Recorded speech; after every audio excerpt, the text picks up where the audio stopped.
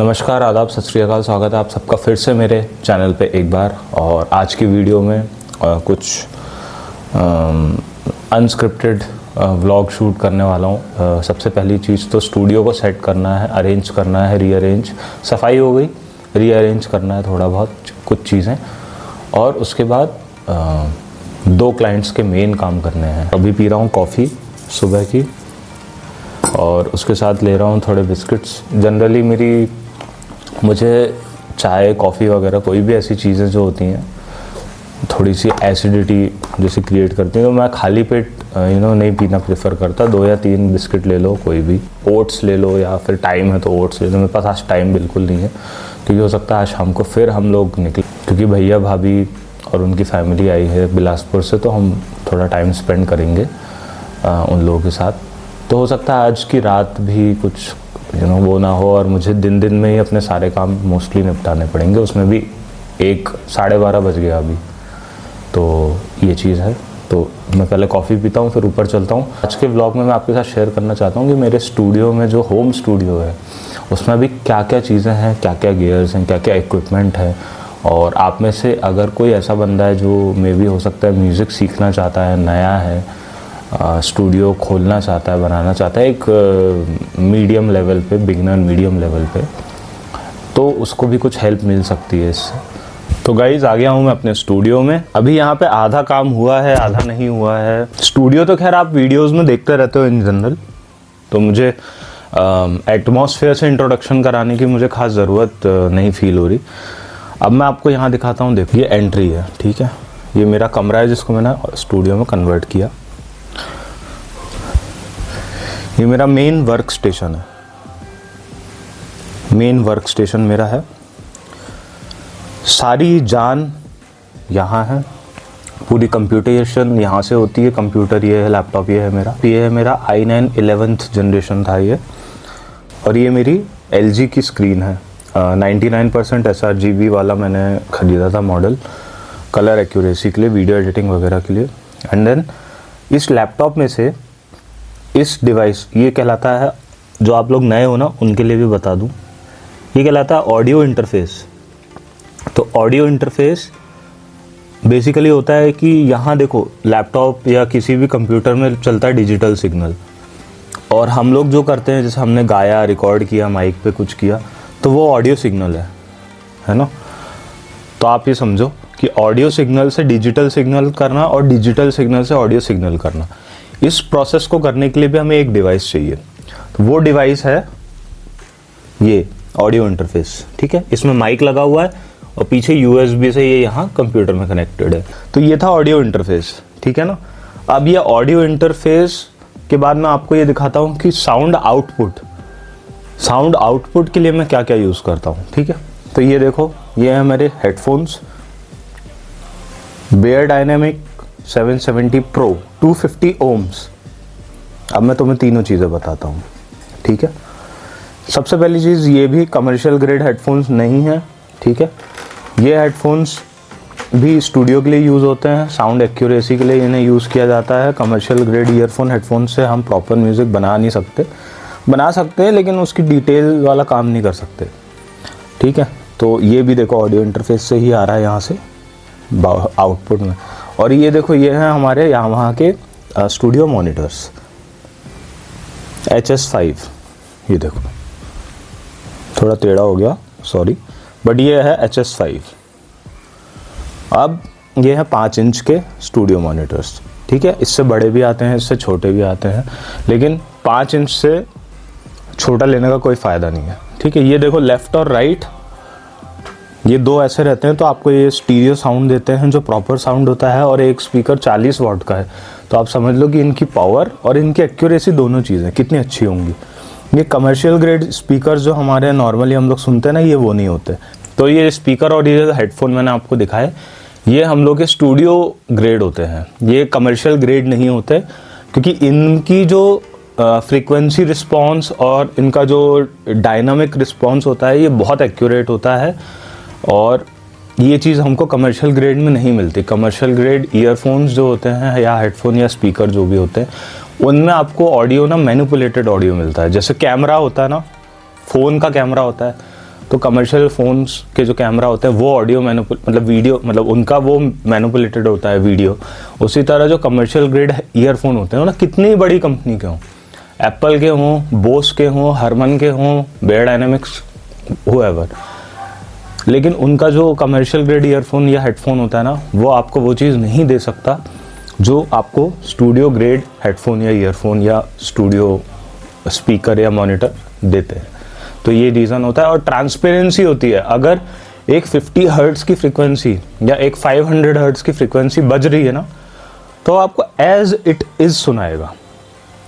500 hertz की frequency एक लो mid range होती है ना, फॉर एग्जांपल, ये आपको वो एज इट इज़ सुनाएगा। लेकिन कमर्शियल ग्रेड हेडफोन या मॉनिटर या स्पीकर पे अगर आप 500 हर्ट्ज़ की फ्रीक्वेंसी सुनते हो, तो देखो किसी का बेस इनहेंस्ड है ना, किसी का ट्रेबल इनहेंस्ड है, किसी का बैलेंस है ही नहीं कुछ। तो वो 500 एनहेंसमेंट क्या होता है? एनहेंसमेंट मतलब होता है सैचुरेशन, मतलब कि उस पर्टिकुलर, कोई बोलता है मेरा बेस एनहेंस्ड है। बेस एनहेंस्ड मतलब जो गाना मतलब जो गाना फिल्म में बन के आया उसका तो एक ही है ना लेवल, लेकिन जो स्पीकर या मॉनिटर या हेडफोन बोलता है कि मेरा बेस एनहांस्ड है, उसने क्या किया है कि अपने बेस के थोड़े लेवल बढ़ा दिए और थोड़ा सैचुरेशन बढ़ा दिया, मतलब वहाँ पे जो फ्रीक्वेंसीज थी उनकी क्राउडिंग बढ़ा दी, तो वो आपको बड़ा लगने लगा। तो ऐसे किसी पे अगर आपको 500 हर्ट्ज़ की एक फ्रीक्वेंसी पर्टिकुलर जा रही है, वो सुननी है, तो वो आपको एग्जैक्ट नहीं मिलेगी। और एक म्यूज़िक क्या होता है, एक गाना क्या होता है, बहुत सारी फ्रीक्वेंसीज़ का कॉम्बिनेशन। तो आप सोचो कि इतनी सारी फ्रीक्वेंसीज़ अगर मैनिपुलेटेड आएंगी, तो आप जजमेंट कैसे निकालोगे मिक्सिंग का, मास्टरिंग का, साउंड सिलेक्शन का? आप जजमेंट कैसे निकालोगे कि ये साउंड अच्छा है, सही है, ये साउंड अच्छा नहीं है, सही नहीं है? सो इसलिए ये ट्रांसपेरेंट ऑडियो मॉनिटरिंग यूज़ की जाती है। अब मैं आता हूँ रिकॉर्डिंग गियर पे। तो मेरे पास 2 माइक्स हैं बेसिकली। एक ये है ऑडियो टेक्निका का माइक था 80-20-20 जो मैंने सबसे पहले लिया था। ये लेविट का है 440 जो मैंने अभी रिसेंटली 3 साल हो गए होंगे, 3 साल पहले लिया था। तो ये थोड़ा सा क्वालिटी इसकी हाई है, इसमें पॉप फिल्टर भी आता है, ये जाली, ये देखो, हाँ फोकस, ये ऐसा कुछ माइक है। बहुत ही सुंदर, बहुत ही प्यारा, बहुत ही एक्यूरेट डेंस माइक है। तो ये 2 मेरे पास माइक हैं, वो दोनों माइक ऑडियो इंटरफेस में गए हुए हैं। अब आ जाते हैं थोड़े से म्यूज़िकल गियर्स पे, ठीक है। तो म्यूज़िकल गियर में फ़िलहाल मेरे पास यहाँ पे 2 गियर हैं। एक है मेरा कीबोर्ड और पियानो, जिसको आप बोलते हो आम भाषा में कीबोर्ड है, और एक है मेरा ये वाला गिटार, ये वाला गिटार, ठीक है, एकॉस्टिक गिटार है। कीबोर्ड है मेरा रोलैंड BK3, बहुत ही सुंदर 61 कीज़ का ये कीबोर्ड है, ठीक है। और ये देखो, यहाँ रखता हूँ, ये है फेंडर का सिंपल ड्रेडनॉट एकॉस्टिक गिटार।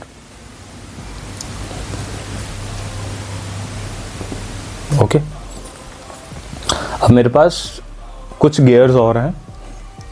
एक मेरे पास फेंडर का स्क्वायर गिटार है, इलेक्ट्रिक गिटार है, जो मुंबई में रखा हुआ है, मुंबई वाले स्टूडियो में। एक एपिफोन का सेमी एकॉस्टिक गिटार है, वो मुंबई वाले स्टूडियो में रखा है। एक और कीबोर्ड है, मिडी कीबोर्ड M ऑडियो का, वो भी वहीं है।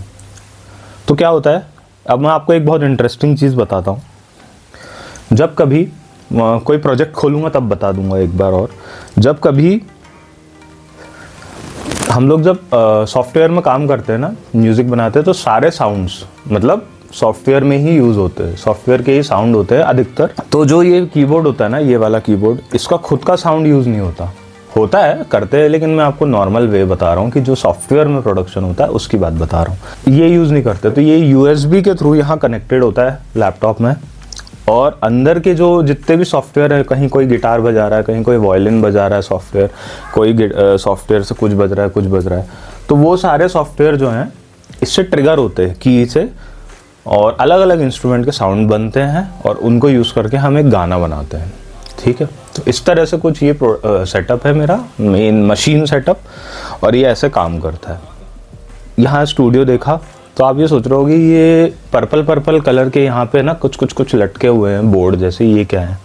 अब मैं इनके बारे में बताता हूँ।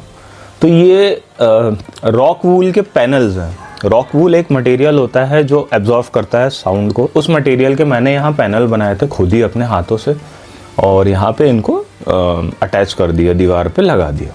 ठीक है, अब मैं आपको एक ये देखो कुछ यहाँ भी रखे रहते हैं, कोने में 3-4 रख देता हूँ स्टॉक करके, और इधर भी 2 और रख देता हूँ जो भी एक्स्ट्रा है। बाकी तो मैंने वॉल पे लगा दिए। और एक और चीज़ दिखाऊं तो ये है पर्दे। अभी ये ना 3 लेयर कर्टन्स हैं, अमेज़ॉन पे ही मिलते हैं ऑफ कोर्स। तो इनको क्या है कि जब मैं फुल कवर कर देता हूँ ऐसे करके, तो ना ही सिर्फ साउंड एब्जॉर्व कर लेते हैं, ये थोड़ी सी लाइट भी ख़त्म कर देते हैं। मतलब बाहर की लाइट ही नहीं आती बेसिकली अगर मैं इन्हें लगा दूँ तो, है ना। और तो मैं क्या करता हूँ, चूँकि ये बहुत इंपॉर्टेंट जगह है ना, क्योंकि यहाँ से साउंड आता है और यहाँ पे रिफ्लेक्ट होता है डायरेक्ट, तो ये बहुत इंपॉर्टेंट जगह है। तो इस पे मैं एक पैनल ऐसे लिटा देता हूँ और ये कर्टन्स को भी लगा देता हूँ। तो दो तरह से वो हो जाता है, मेरा साउंड का एब्जॉर्बेशन हो जाता है। ये देखो, ये जो ऊपर लगाए हुए हैं ना ब्लैक के, ये कॉर्नर में लगाए हुए हैं बेस ट्रैप्स के लिए, क्योंकि बेस जो फ्रीक्वेंसी होती है, मतलब लो फ्रीक्वेंसीज, उनका बिल्डअप होता है कॉर्नर्स में। अब मैं तुम्हें बता दूं तो ये ना आइडियल नहीं है जो मैंने काम किया है, ये फालतू काम है। अगर मैं ऑन पेपर इसको निकाल भी दूँ ना, वो जो 3 इनको मैं निकाल भी दूँ ना, तो भी कुछ खास फ़र्क नहीं पड़ेगा। लेकिन मैं जब स्टूडियो बना रहा था तो मेरे पास तब बजट नहीं था कि मैं पूरे को ढकूँ, और ये मेरे घर का कमरा है तो मैं उसको पूरे को ढक दूंगा फेविकॉल से। और जब निकलेगा, अगर बीच में क्या गिरते रहते हैं ये, तो अगर निकलते रहेंगे तो रैंडम स्पॉट पड़ते रहेंगे वॉल पे, तो वो अच्छा नहीं लगे। इसलिए मैंने कहा चलो इतने लगा देता हूँ। पैनल्स तो मैं यहाँ अभी पूरे जमा नहीं रहा क्योंकि मुझे करने हैं थोड़े से काम। तो पहले मैं कुछ चीज़ों को साफ़ करके अंदर ला के रख दूंगा और आपको दिखा भी देता हूँ। तो वीडियो के लिए एक तो ट्राइपॉड है जिस पे ये अभी फ़ोन लगा हुआ है, ट्राइपॉड और है जो थोड़ा बड़ा वाला है, वो DSLR वगैरह के पॉइंट ऑफ व्यू से है। रुको, तो ये दो चीज़ें और हैं मेरे वीडियो के सेटअप में। एक ये ट्राइपॉड है जो DSLR या फ़ोन दोनों के लिए लगता है, और एक ये रिंग लाइट है।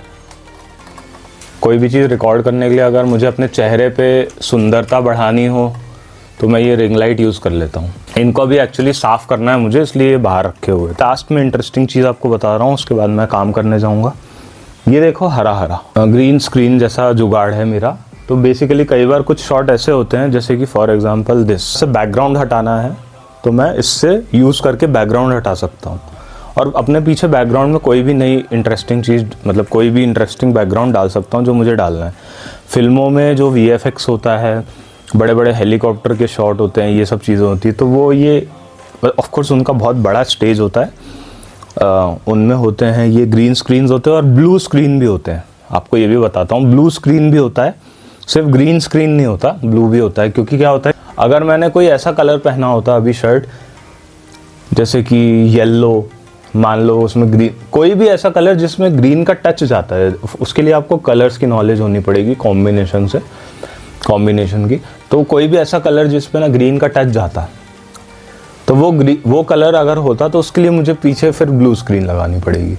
उसका रीज़न क्या है, मान लो फॉर एग्जांपल, मान लो तो मैं एग्जांपल दे रहा हूँ ना, अभी मैं ये इसको हटाऊंगा ना बैकग्राउंड को, तो ये जैसे इतनी छोटी सी चीज़ तुम देखना, ये इसकी लाइट ग्रीन है ना जैसे माइक की, तो ये ग्रीन भी हट जाएगा, तो एक हॉलो हो जाएगा यहाँ छेद, है ना। तो ये चीज़ों का ध्यान रखना पड़ता है, इसलिए एक ब्लू स्क्रीन भी होती है। बट मेरे को इतना काम नहीं है, तो मैंने सिर्फ एक जुगाड़ के लिए ग्रीन स्क्रीन बना रखी है। यहाँ पे मैं अपनी चीज़ें मिसलेनियस रख लेता हूँ, gaming remote, extra SSD hard disk. तो ये मोटा मोटी मेरा एक स्टूडियो है छोटा सा घर में जो है। इसका मैंने आपको एक टूर देना चाहना था, तो वो टूर जैसा मैंने आपको एक दिया। आपको एक डेमो के लिए ऑलरेडी एक डिफरेंस बताता हूँ। ये मेरा बेडरूम है, तो ये मेरे बेडरूम पे आप आवाज़ का इको सुनो, क्योंकि यहाँ गूंज रही है ना आवाज़, यहाँ पे आप इको सुनो, तो रो रो रो रो रो रो रो इको सुनो। वहीं यहाँ स्टूडियो में आप सुनो, काफ़ी ज़्यादा इको कम हो गया, द रा रा रा रा रा रा रा। और लग जाएंगे, थोड़ा और कम हो जाएगा, ठीक है।